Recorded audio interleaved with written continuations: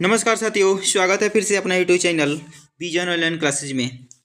चलिए, आज का हिंदी का प्रैक्टिस सेट 28 होगा। इसके पहले हम 27 प्रैक्टिस सेट करा चुके हैं। जो चैनल के प्लेलिस्ट में होगा, बिहार डीएलएड के नाम से प्लेलिस्ट बना होगा, वहाँ से जाकर आप वीडियो देख सकते हैं। काफ़ी must important practice set daily हम 7:30 बजे रात को हम हिंदी का प्रैक्टिस लेकर आते हैं। पढ़े वहीं जो एग्जाम में पूछा जा रहा है। तो चलिए, सेशन को स्टार्ट करने से पहले अगर आप मेरे चैनल को सब्सक्राइब नहीं किए हैं तो प्लीज़ चैनल को जरूर सब्सक्राइब कर लीजिएगा, ऐसे ही डेली वीडियो देखने के लिए। तो चलिए, क्वेश्चन की तरफ बढ़ते हैं। क्वेश्चन क्या पूछ रहा है, और बहुत सारे बच्चों का कमेंट आया था, सर एग्ज़ाम कब होगा।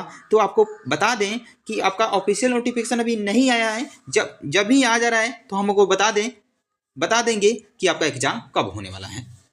चलिए आगे बढ़ते हैं क्वेश्चन नंबर 1 की तरफ। क्वेश्चन नंबर 1 कह रहा है, दिए गए वाक्यांश के लिए शब्द दीजिए, एक शब्द दीजिए।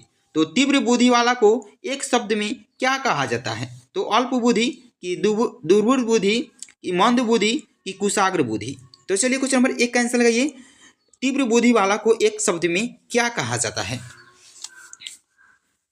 तो चलिए, क्वेश्चन नंबर 1 का आंसर होने वाला है option number A, D is correct हो जाएगा, यानी कुशाग्र बुद्धि कहा जाता है। कौन सा बुद्धि कहा जाता है, तो कुशाग्र बुद्धि कहा जाता है। कुशाग्र बुद्धि का अर्थ होता है कि तीव्र बुद्धि वाला, अतः यह उचित स्थापना शब्द होगा, यानी डी इज करेक्ट हो जाएगा इस क्वेश्चन का सही जवाब।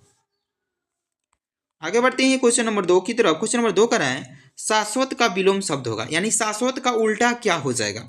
तो क्षणिक हो जाएगा, कि स्वस्थ हो जाएगा, कि चिरंतन हो जाएगा, कि अस्थायी हो जाएगा। तो चलिए, क्वेश्चन नंबर 2 का आंसर लगाइए। फटाफट क्या होगा इस क्वेश्चन का सही जवाब, और अपना स्कोर बताइएगा, आपका स्कोर 25 में से कितना आ रहा है। तो चलिए, क्वेश्चन नंबर 2 का आंसर लगाइए फटाफट। तो चलिए, क्वेश्चन नंबर 2 का आंसर होने वाला है option number D is correct हो जाएगा, यानी अस्थायी हो जाएगा। आपको बता दें कि शाश्वत अर्थ का अर्थ क्या होता है, तो लिख लीजिएगा। शाश्वत का अर्थ क्या होता है, तो अनंत होता है, चिरंतन होता है, अस्थाई होता है, अस्थाई होता है। तो अनंत, चिरंतन, अस्थाई होता है। लेकिन इसका आपका उल्टा पूछ दिया है, तो इसका उल्टा क्या हो जाएगा, तो अस्थाई हो जाएगा, यानी डी इज करेक्ट हो जाएगा। आगे बढ़ते हैं क्वेश्चन नंबर 3 की तरफ। क्वेश्चन नंबर 3 कह रहा है, रिक्त स्थान को भरने के लिए उपयुक्त शब्द का चयन कीजिए। मैं पौधा डैश रहा हूँ, खा रहा हूँ, कि जगा रहा हूँ, कि लगा रहा हूँ, कि भगा रहा हूँ। तो चलिए, क्वेश्चन नंबर 3 का आंसर लगाइए फटाफट। क्या होगा इस क्वेश्चन का सही जवाब। अगर वीडियो अच्छा लग रहा है तो वीडियो को लाइक शेयर कमेंट कर दीजिएगा, और जितने भी भाई बहन दोस्त बिहार डीएल की तैयारी कर रहे हैं उनके पास ये वीडियो जरूर सेंड कर दीजिएगा। तो चलिए, क्वेश्चन नंबर 3 का आंसर होने वाला है option number C is correct हो जाएगा, यानी मैं पौधे लगा रहा हूँ। सीधी सीधी बात है कि मैं पौधे तो खा नहीं रहा हूँ, न जगा रहा हूँ, न भगा रहा हूँ, लेकिन पौधे कह रहा हूँ, लगा रहा हूँ, यानी सी इज करेक्ट हो जाएगा। आगे बढ़ते हैं क्वेश्चन नंबर 4 की तरफ। क्वेश्चन नंबर 4 कह रहा है, दिए गए शब्द के प्रवाची शब्द का चयन करना है। आपको बताना है आभूषण का प्रवाची शब्द क्या हो जाएगा। तो सलील हो जाएगा, कि अलंकार हो जाएगा, कि वसुंधरा हो जाएगा, कि समास हो जाएगा। चलिए, क्वेश्चन नंबर 4 का आंसर लगाइए। आभूषण का परिभाषित शब्द आपको बताना है क्या हो जाएगा। तो चलिए, क्वेश्चन नंबर 4 का आंसर होने वाला है option number B is a correct हो जाएगा, यानी अलंकार हो जाएगा। तो आभूषण का मतलब क्या होता है, अलंकार होता है। वी इज ए करेक्ट हो जाएगा। आगे बढ़ते हैं क्वेश्चन नंबर 5 की तरफ। क्वेश्चन नंबर 5 कह रहे हैं, निम्नलिखित में से उस विकल्प का चयन करें जो बाल बाल बचना मुहावरे का अर्थ व्यक्त करता है। यानी बाल बाल बचना मुहावरे का सही अर्थ क्या हो जाएगा। तो बालों को बचाना, कि संकट से कठिनाई से बचना, कि कठिनाई होना, कि आसानी से बचना। तो चलिए, क्वेश्चन नंबर 5 कैंसिल लगाइए। बाल बाल बचना मुहावरे का सही अर्थ क्या हो जाएगा। तो चलिए, क्वेश्चन नंबर 5 कैंसिल लगाइए फटाफट। क्या होगा इस क्वेश्चन का सही जवाब। बाल बाल बचना मुहावरे का सही अर्थ क्या हो जाएगा। तो चलिए, क्वेश्चन नंबर 5 का आंसर होने वाला है option number B is a correct हो जाएगा, यानी संकट से कठिनाई से बचना। वी इज ए करेक्ट हो जाएगा। आगे बढ़ते हैं क्वेश्चन नंबर 6 की तरफ। क्वेश्चन नंबर 6 कह रहे हैं, निम्नलिखित वाक्य में कौन सा वाक्य शुद्ध है। तो आपको बताना है कि कौन सा वाक्य है जो शुद्ध लिखा हुआ है। तो मृत्यु के पहले मेरी माँ ने मुझे बुलाया, कि मृत्यु के पहले मेरी माँ मुझे बुलाया, कि मृत्यु के पहले मेरी माँ मुझको बुलाया, कि इनमें से कोई नहीं। तो चलिए, क्वेश्चन नंबर 6 का आंसर लगाइए। क्या होगा इस क्वेश्चन का सही जवाब। मस्ट वीवीआई क्वेश्चन है।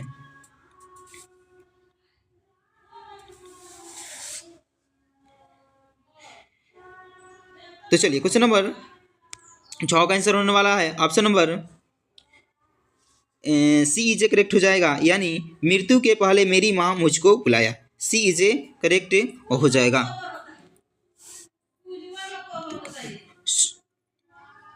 चलिए आगे बढ़ते हैं। क्वेश्चन नंबर 7 की आंसर, क्वेश्चन नंबर 7 देख लेते हैं। लोहे का चना चबाना मुहावरे का अर्थ क्या होता है? तो लोहे का चना चबाना मुहावरे का सही अर्थ क्या हो जाएगा? अपनी असलियत भूलकर बातें करना, कि भीख मांगकर गुजारा करना, संघर्ष करना, कि इनमें से कोई नहीं। तो लोहे का चने चबाना मुहावरे का सही अर्थ क्या हो जाएगा? तो चलिए क्वेश्चन नंबर 7 का आंसर होने वाला है option number C is correct हो जाएगा, यानी संघर्ष करना। लोहे के चने चबाना मुहावरे का सही अर्थ क्या हो जाएगा? तो संघर्ष करना हो जाएगा। सी इज करेक्ट हो जाएगा। आगे बढ़ते हैं क्वेश्चन नंबर 8 की तरफ। क्वेश्चन नंबर 8 कह रहे हैं निम्नलिखित में कौन सा शब्द सही नहीं है? तो आपको बताना है इसमें कौन सा शब्द सही नहीं है। दवाइया, उज्ज्वल, मयंक, की उपयुक्त में से सभी। तो चलिए क्वेश्चन नंबर 8 कैंसिल करिए, मस्ट VVI क्वेश्चन है। तो चलिए क्वेश्चन नंबर 8 का आंसर होने वाला है option number B is correct हो जाएगा। उज्ज्वल है जो सही नहीं लिखा हुआ। उज्ज्वल कैसे लिखा जाएगा? तो उ आधा ज फिर आधा ज वो अल, ऐसे क्या होता है? उज्ज्वल लिखा जाता है, लेकिन उज्ज्वल ऐसे नहीं लिखा जाता है। क्या है? तो ये गलत है। तो अब बाकी क्या है? दवाइया सही है, मयंक सही है, लेकिन दवाइया उज्ज्वल क्या है? तो गलत है। ए वी इज करेक्ट हो जाएगा। आगे बढ़ते हैं क्वेश्चन नंबर 9 की तरफ। क्वेश्चन नंबर 9 कह रहे हैं निम्नलिखित में कौन सा शब्द कमल का परिवाची है? तो आपको बताना है कि कमल का परिवाची शब्द क्या हो जाएगा। तो जलद हो जाएगा, जलद, कि मदन, कि अरविंद, कि अचला।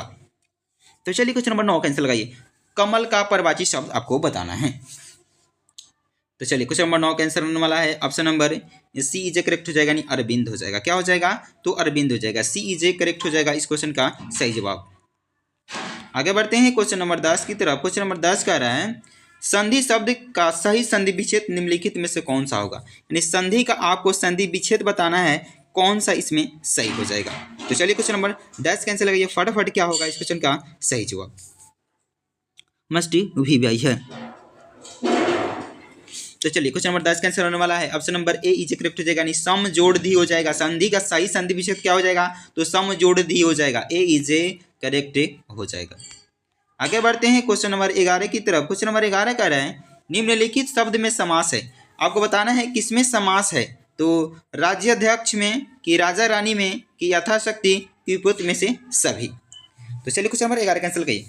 अगर वीडियो अच्छा लग रहा है तो वीडियो को लाइक शेयर कमेंट कर दीजिएगा, और चैनल पे पहली बार आए हैं तो चैनल को सब्सक्राइब कर बेल आइकन को जरूर प्रेस कर लीजिएगा, जिससे आने वाला वीडियो को नोटिफिकेशन आपके पास समय समय पर पहुंचती रहे।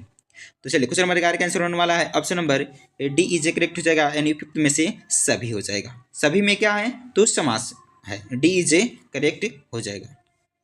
आगे बढ़ते हैं क्वेश्चन नंबर 12 की तरफ। क्वेश्चन नंबर 12 कह रहे हैं नदी शब्द का पुल्लिंग रूप आपको बताना है कि नदी का पुल्लिंग रूप क्या हो जाएगा। सागर हो जाएगा, नहर हो जाएगा, कि नद हो जाएगा, कि समुद्र हो जाएगा। तो चलिए क्वेश्चन नंबर 12 का आंसर लगाइए।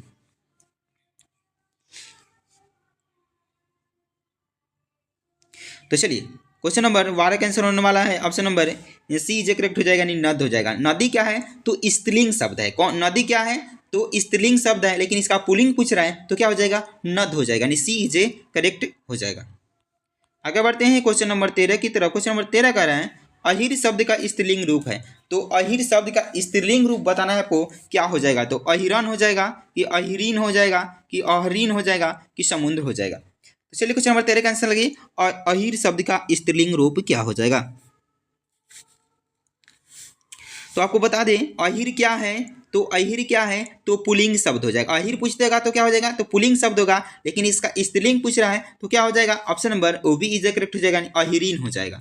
तो इसका स्त्रीलिंग रूप क्या हो जाएगा? तो अहिरीन हो जाएगा। अहिर क्या है? तो पुल्लिंग शब्द है। अहिरीन क्या हो जाएगा? स्त्रीलिंग हो जाएगा, यानी बी इज करेक्ट हो जाएगा इस क्वेश्चन का सही जवाब। आगे बढ़ते हैं क्वेश्चन नंबर 14 देख लेते हैं। क्वेश्चन नंबर 14 कह रहा है कर शब्द का कौन सा अर्थ नहीं है। तो कर शब्द का कौन सा अर्थ नहीं है? तो बर्फ, कि पानी, कि हाथ, कि हस्त। तो चलिए क्वेश्चन नंबर 14 का आंसर लगाइए।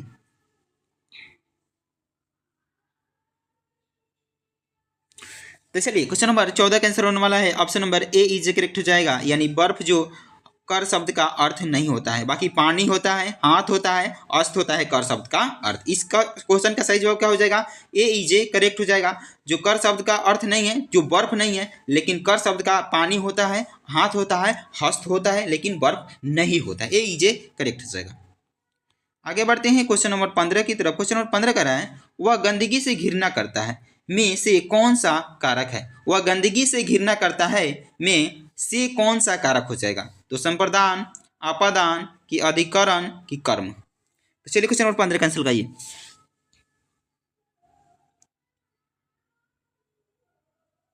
तो चलिए क्वेश्चन नंबर 15 कैंसिल होने वाला है। Option number B is a correct हो जाएगा, यानी अपदान कारक हो जाएगा। क्या हो जाएगा?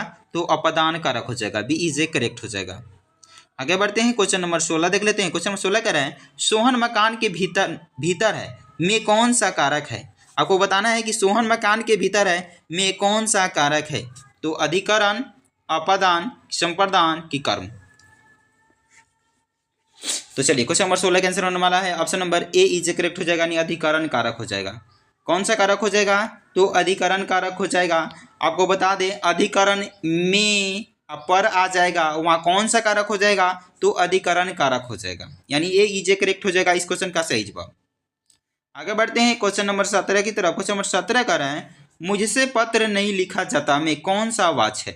तो मुझसे पत्र नहीं लिखा जाता है, इसमें आपको वाच बताना है, कौन सा वाच हो जाएगा? तो कृतवाच, कर्मवाच कि भाववाच कि इनमें से कोई नहीं। तो चलिए क्वेश्चन नंबर 17 कैंसिल लगाइए।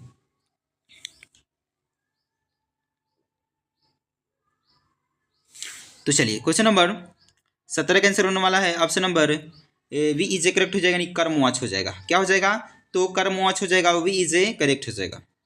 आगे बढ़ते हैं क्वेश्चन नंबर 18 की तरफ। क्वेश्चन नंबर 18 कह रहे हैं जो तुम्हारी अनुशासन पाबो कंदुक यू ब्रह्मांड उठाबो कांचे घट जिमी डारो फोरी सकऊ मेरू मुल्क जिमी तोरी। इसमें आपको बताना है कौन सा रस है? तो रौद्र रस है, वीर रस है, अद्भुत रस है कि शांत रस है? तो चलिए क्वेश्चन नंबर 18 कैसे लगे, इसमें आपको रस बताना है, कौन सा रस हो जाएगा? तो चलिए क्वेश्चन नंबर 18 का आंसर होने वाला option number A is a correct, यानी रौद्र रस हो जाएगा। क्या हो जाएगा? तो रौद्र रस हो जाएगा, ए इज ए करेक्ट हो जाएगा। आगे बढ़ते हैं क्वेश्चन नंबर 19 की तरफ। क्वेश्चन नंबर 19 कह रहे हैं जिस छंद के प्रत्येक चरण में 16-16 मात्राएं और अंत में 2 गुरु होते हैं उसे क्या कहते हैं? जिस छंद के प्रत्येक चरण में 16-16 मात्राएं हो और अंत में 2 गुरु हो उसे क्या कहते हैं? तो दोहा बोला जाता है कि रोलाक बोला जाता है कि सोरठा बोला जाता है कि चौपाई बोला जाता है? तो चलिए क्वेश्चन नंबर 19 कैंसिल करिए।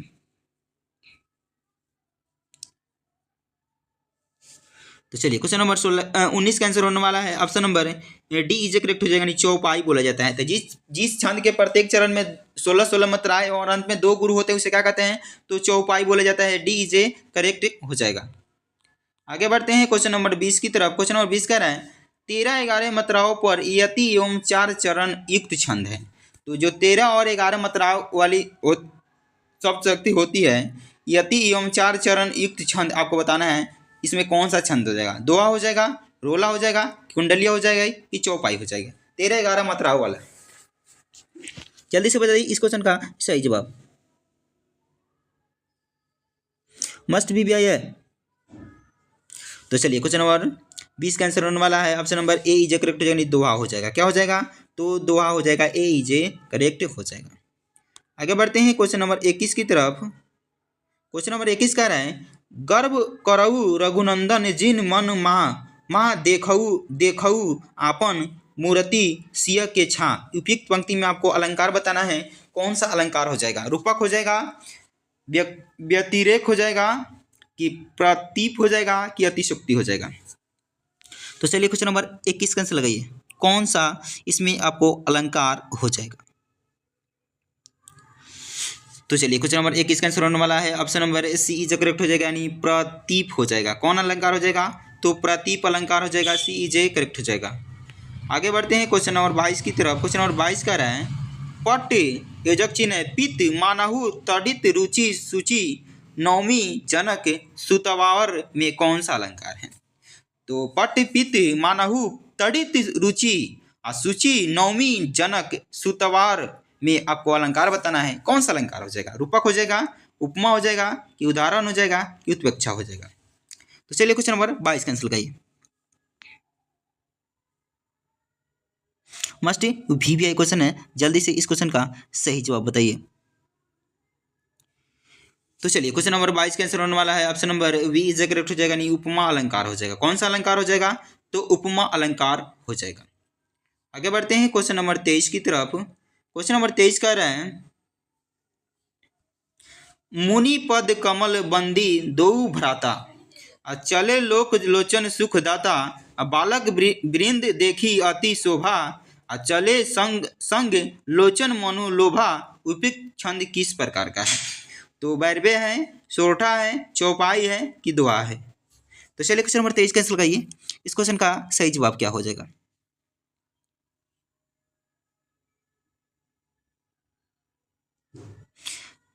जल्दी से बताइए कमेंट कर इस क्वेश्चन का सही जवाब क्या होने वाला है। तो चलिए क्वेश्चन नंबर 23 कैंसिल होने वाला है option number C is correct हो जाएगा, चौपाई हो जाएगा। क्या हो जाएगा? तो चौपाई हो जाएगा, सी इज करेक्ट हो जाएगा। आगे बढ़ते हैं क्वेश्चन नंबर 24 की तरफ। क्वेश्चन नंबर 24 कह रहे हैं जो जग हित पर प्राण निछावर है, कर पाता जिसका तन है, किसी लोक हित में लग जाता, उपयुक्त छंद किस प्रकार का है? तो जो जग हित पर प्राण निछावर है, कर पता जिसका तन है, किसी लोक हित में लग जाता, इसमें आपको बताना है किस प्रकार का छंद है। तो चलिए क्वेश्चन नंबर 24 का आंसर लगाइए, किस प्रकार का छंद है। तो चलिए क्वेश्चन नंबर 24 का आंसर होने वाला है option number C is correct हो जाएगा, नहीं रोला छंद हो जाएगा। कौन सा छंद हो जाएगा? तो रोला छंद, सी इज करेक्ट हो जाएगा।